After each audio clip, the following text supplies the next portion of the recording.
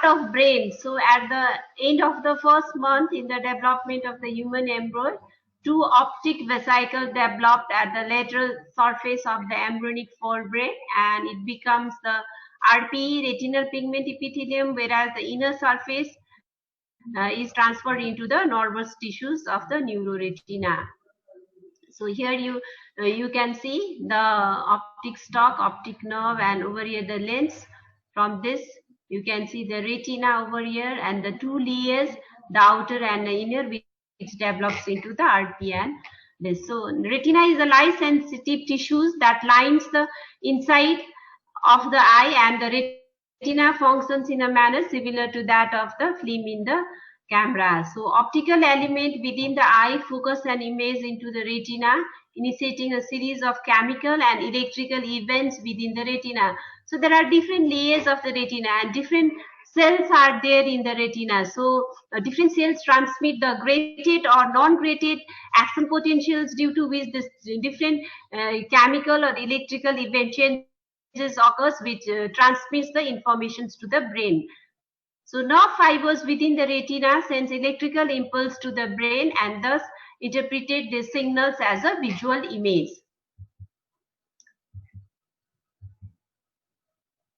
So retina, the innermost tunic layer of the eyeball. So as we know, there are three layers. Among this, it is the most innermost layer, and it is thin and most delicate transparent membrane. So it is the most highly developed tissues of the eye. So it appears purple red due to the visual purple of rods and underlying vascular choroid. So retina, it extends from the optic disc to the ora serrata. So grossly it is divided into two distinct regions, the posterior pole and peripheral retina, separated by its so-called the retinal equator. Retinal equator is an imaginary line which is considered to lie in with the exist of four vortex vein. So when you consider this picture, from here to here is the extensions of the retina. So this is the ora serrata, which is the end point of the retina, and this is a optic disc where you will see the optic nerve emerge from here. So if you see in this picture, this is the landmark, which is the posterior pole, where the optic disc and the macula lies over here. So this is the posterior pole, and this is the mid peripheral landmark where the four vortex vein are there. Posterior pole refers to the area of the retina posterior to the equator. The posterior pole of the retina includes the two distinct areas, the optic disc and the macula lutea. So the posterior pole of the retina is best examined by the slit lamp in direct biomicroscopy, which we have in our OPD, and with the help of 90 diopter lens or plus 78 diopter of the lens, or with the direct ophthalmoscope. So this area of the optic disc and the macula, this is the posterior pole. So the retinal vessels, this is the yellowish depression, this is the cup, and this is the disc. So from the cup margin to the disc margin is the neuroretinal rim. So these are the ophthalmic artery and veins.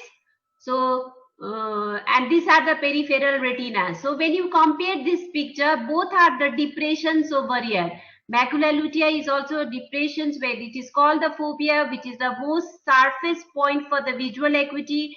And over here, this is dull in color, whereas this is pale in color, where the depression, this is the cup.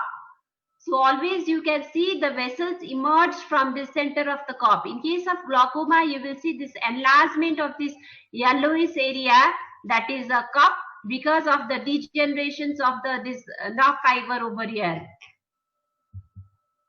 So optic disc, it is a pink colored, well defined circular area of about 1.5 millimeter. It is very important because I have said whenever you will ask a long case, always you will be asked about the fundus picture. You will not be asked what you have seen in that picture, but you will be asked how you will describe that picture or what are the things you will see. So for this picture, we always start from seeing the optic disc, following the vessels, then we will see the macula. So you have to describe what is the color of the optic disc and what is the diameter. So it is pink in color and it is 1.5 millimeter. At the optic disc, all the retinal layers terminate except the nerve fibers, which passes to the lamina cribrosa to run into the optic nerve. So as a continuation in a brain. So the depression seen in the disc is called the physiological cup, and the central retinal artery and veins emerge from the center of the cup. So all the nerve all the layers of the retina which terminate at this point, head, this is optic nerve head, only the retinal nerve fibers which continues outward in the orbital cavity into the brain.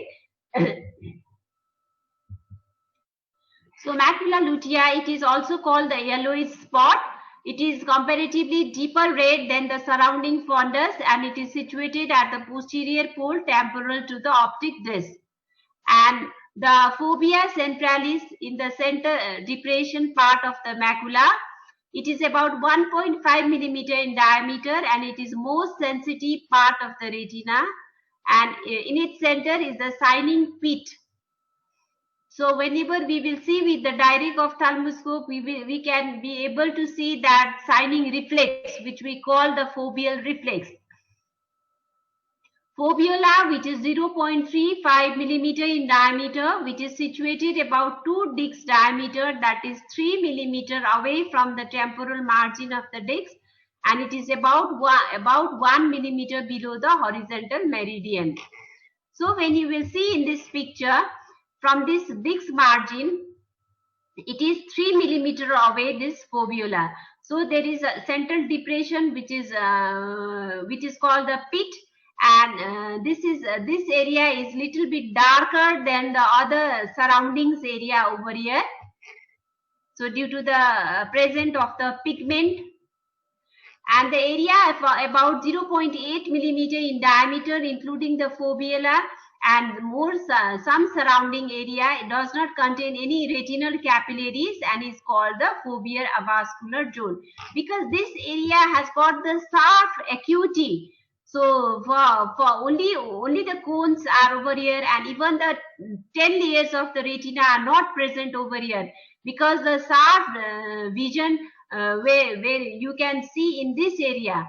So a few 0.8 millimeter, any capillaries are also absent to avoid the more transparency for the light to fall over here directly. So that area is called the foveal avascular zone.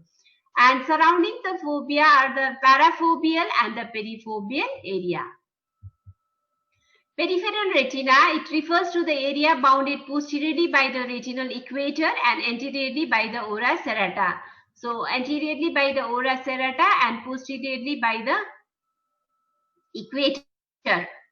So peripheral retina is best examined with the indirect ophthalmoscopy and by the use of the Goldmann free mirror contact lens.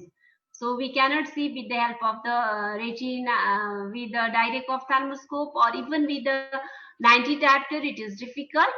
Ora serrata, it is a serrated margin. So over here you can see it is a serrated margins where the retina ends over here, and here the retina is firmly attached both to the vitreous and the choroid. So over here it is attached to the vitreous and the choroid, and the pars plana extend anteriorly the ora serrata. So over here you can see the pars plana extending anteriorly.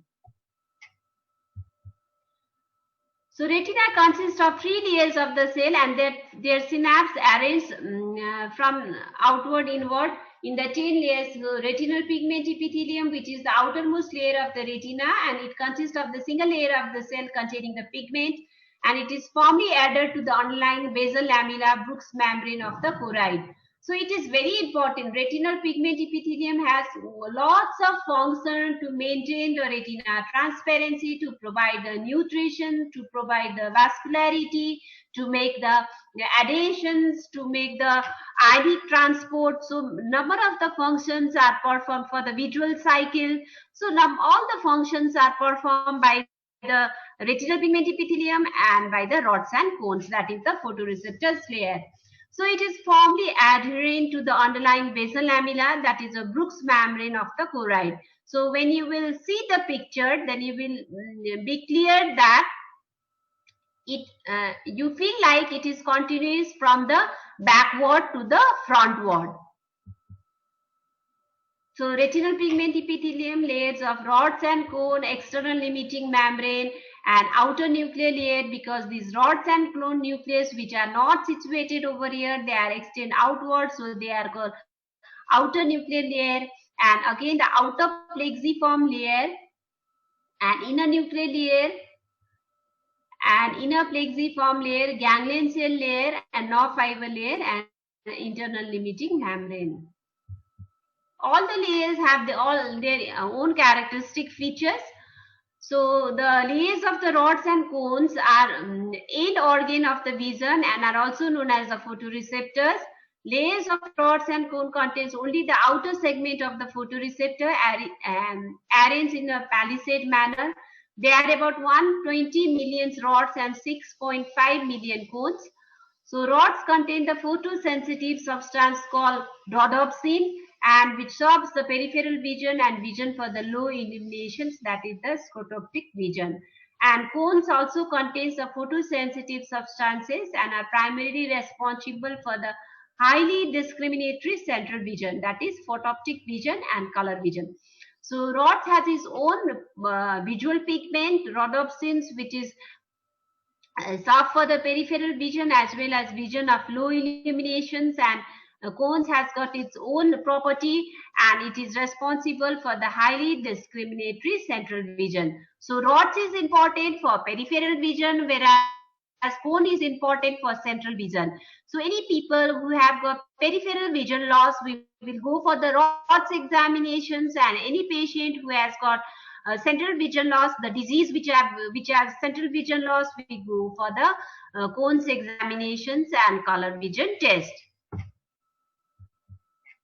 External limiting membrane, it is a fenestrated membrane through which passes of the rods and cone, and outer nuclear layer, it consists of nuclei of rods and cone. Outer plexiform layer, it consists of connections of rods spericules with cones pedicles and with dendrites of bipolar and horizontal cells. So these are the connecting layers. And inner nuclear layer, it mainly consists of cell bodies of the bipolar cells. It also contains the cell bodies of the horizontal amacrine and Muller cells and the capillaries of the central artery of retina. So there are lots of cells. You can, what are the name the cells of the retina? So you can be asked how much you know. So at least the cells name you have to know. Bipolar cells, amacrine cells. So inner plexiform layer, it is essential, consists of the connections between the axons of bipolar, dendrites of ganglion cells and the processes of the amacrine cells. So ganglion cells layer, it mainly contains the cell bodies of the ganglion cells. There are two types of ganglion cells. Okay, these are not necessary for you. And now fiber layer and internal limiting membrane. So which is important for you is all the 10 layers, and the diagram of the 10 layers are very important for you. So what are the cells over there? Just you can be asked in here by the exam. So structure of the fovea centralis. Just a minute, okay?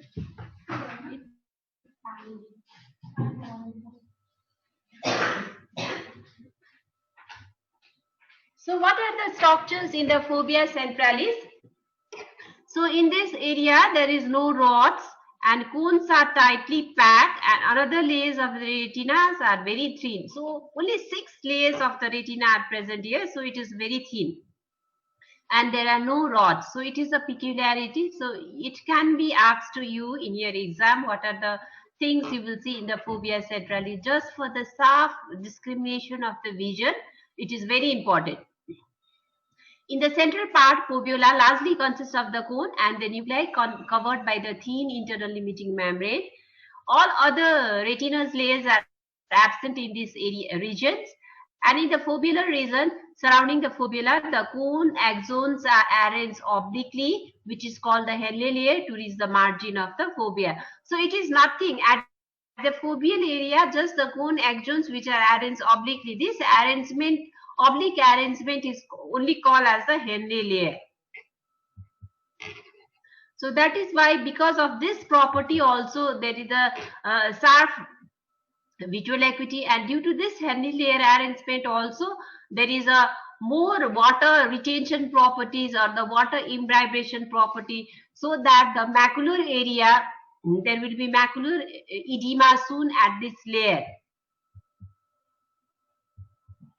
So what is the functional division of the retina? So the functional retina can be divided into the temporal retina and the nasal retina by the line we will draw vertically through the center of the fovea. So the nerve fiber which are arising from the temporal retina passes to the optic nerve and optic tract of the same side to terminate in the ipsilateral geniculate body, while the nerve fibers originating from the nasal retina, after passing through the optic nerve, cross in the optic chiasma and travel to the contralateral optic tract to terminate in the later geniculate body. So they cross each other. So which we will discuss this in optic nerve, the pathway of this optic nerve. And blood supply, so which we have already discussed in the anatomy and physiology chapter of the eye. So it is supplied by the outer four layers of the retina, that is a retinal pigment epithelium, layers of rods and cone, external limiting membrane, and outer nuclear layer, nutritions from the choroidal vessels. And inner 6 layers get its supply from the central retinal artery and through the ophthalmic artery. So central retinal artery emerges from the center of the physiological cup of the disc and divides into 4 branches, namely the superior nasal, superior temporal, the inferior nasal, and inferior temporal.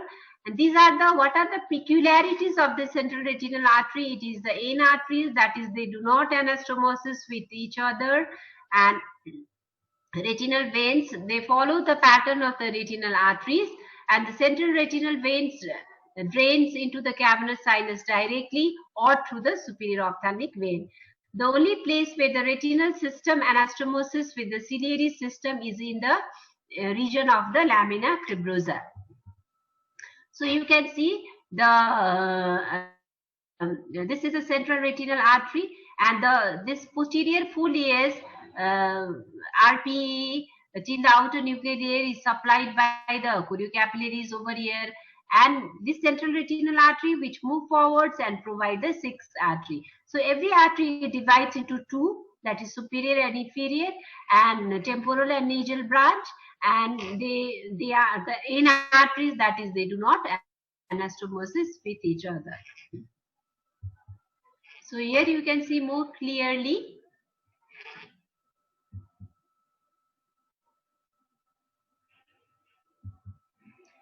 So arteries differs in color from vein. Arteries are thinner than the adjacent vein. The central reflex is wider in arteries than compared to vein. So these are the how you will differentiate the central retinal arteries and vein in compared to other arteries and vein. So central vessels are readily seen with the ophthalmoscope. Therefore, retinal vascular disease is relatively easy to assess in contrast to choroidal vasculature, which is deep to the retina and usually obscured by the retinal pigment epithelium. So, usually we diagnose the case by seeing directly with the direct ophthalmoscope or indirect ophthalmoscope. In several circumstances, we need the help of the OCT or other investigations. So we can diagnose the retinal disease, whereas in case of the choroidal conditions, it is difficult to us.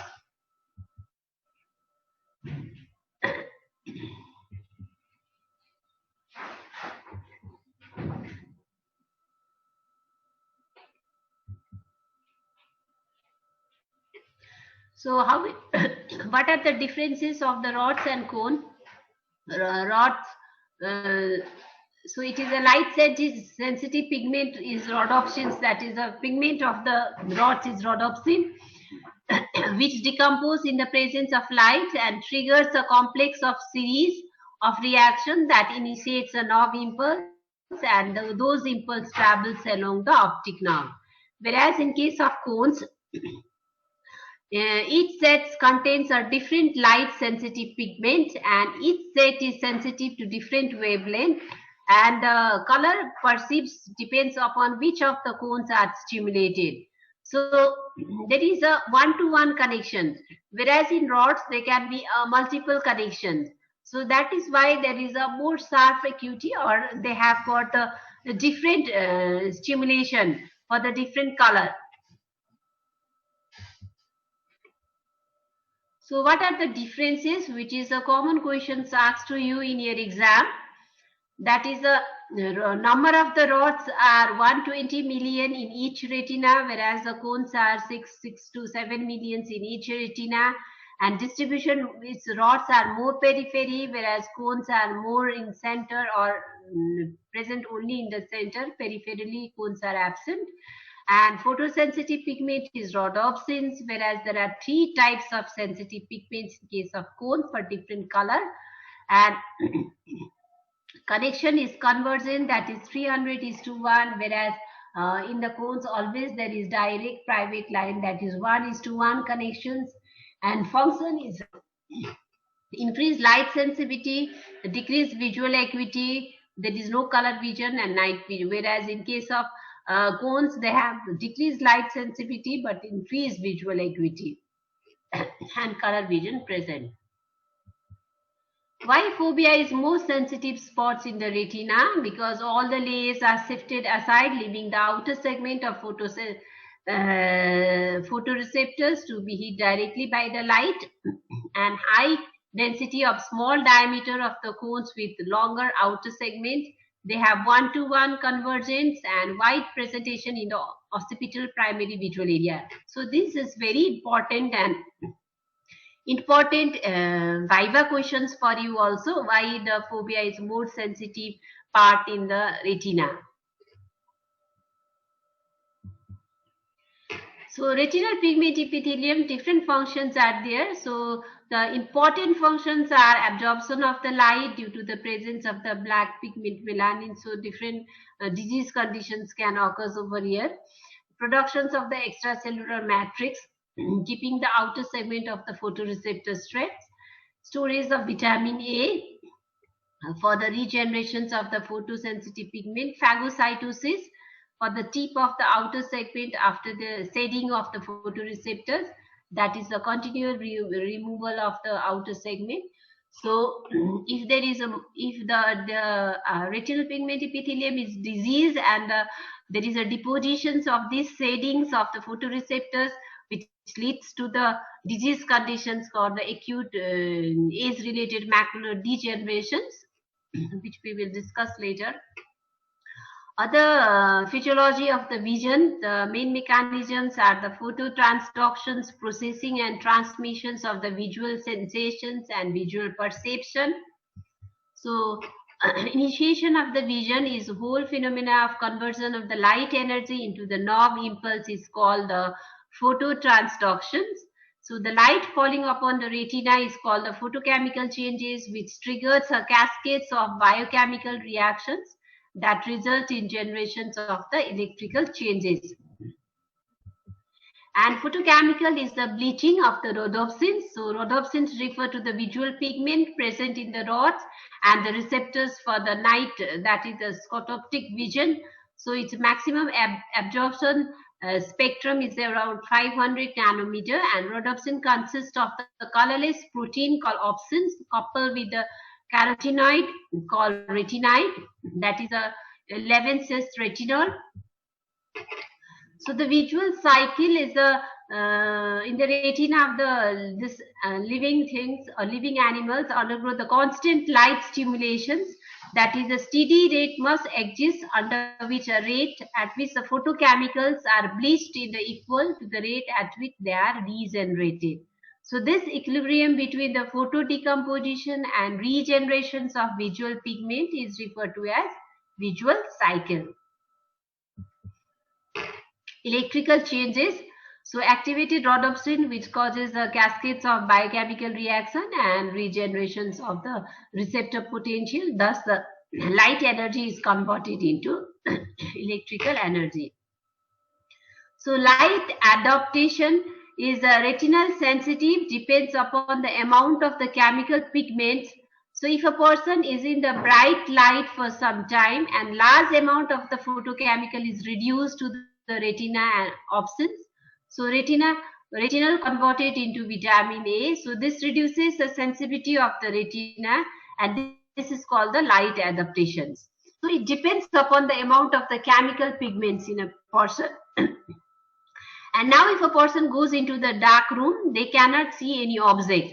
So because of the severe reductions in the retinal sensitivity. So this is called the light adaptations.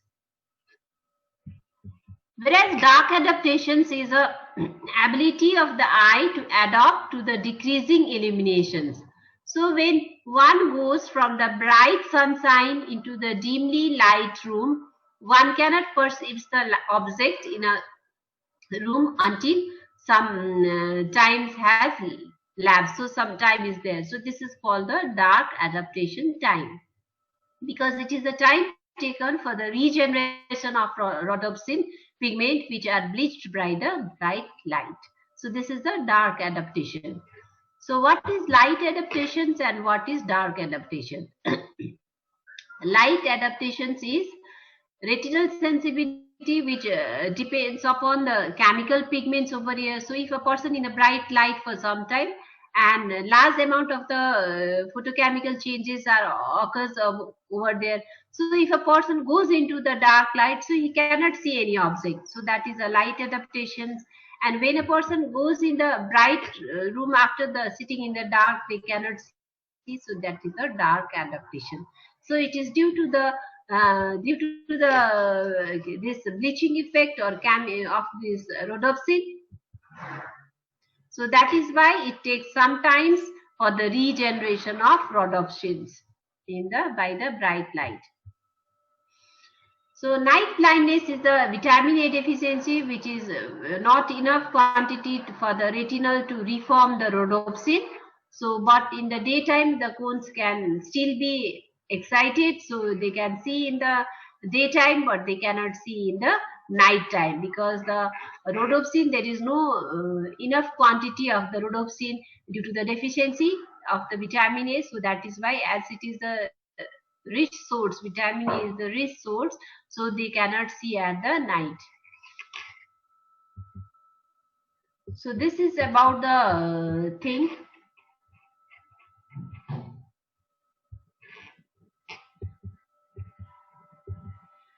So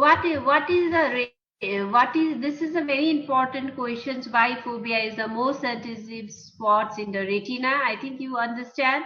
We have 10 layers of the retina. So among the 10 layers, the only 4 layers there are absent in the center of the cone or center of the macula, which is called the foveola, and which is the area for the sharp visual acuity. And at this area only the cones are present and rods are absent. So as the arrangement of the cones is more, that is they have the one-to-one arrangement.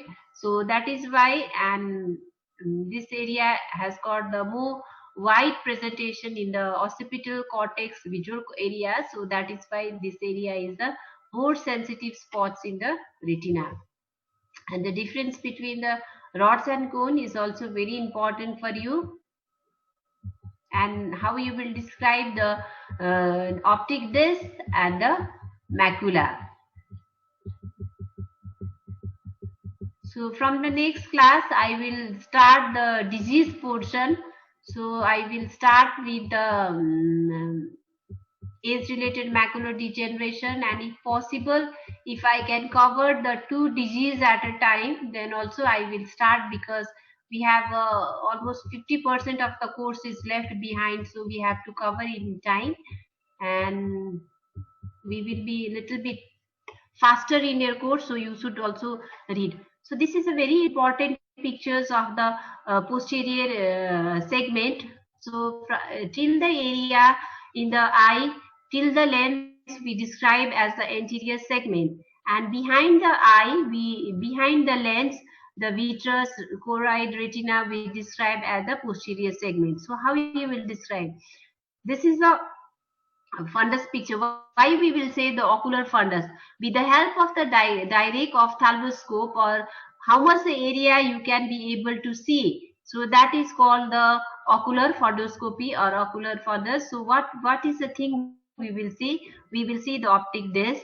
So the optic disc, so what we have described is optic disc of about 1.5 millimeter. It is pink in color, and the center there is a depression, which is a physiological cup, and from which the retinal vessels emerge, and they divide into the superior temporal, inferior temporal, superior nasal, and inferior nasal part. And from the margin of the optic disc of about 3 millimeter, there is a fovea. So this is a macular area, which is at the center. There is also a depression, which is the foveal pit, and which is about 0.35 millimeter, and fovea is about 0.8 millimeter, and whole the macular area is about 5.5 millimeter. And this center part is a more dense. This is a part where you can see the absence of the capillary, so which is called the foveal avascular zone also. And over here, the outer plexiform layers, which is arranged in the oblique manner, which is called the Henle layer. So, and what are the properties of this ocular vessels? That is the central retinal arteries and arteries. So they branch, and they do not anastomosis with each other. That is, they are the in arteries, and in the center there is a cones, whereas in the peripheral there are the rods. So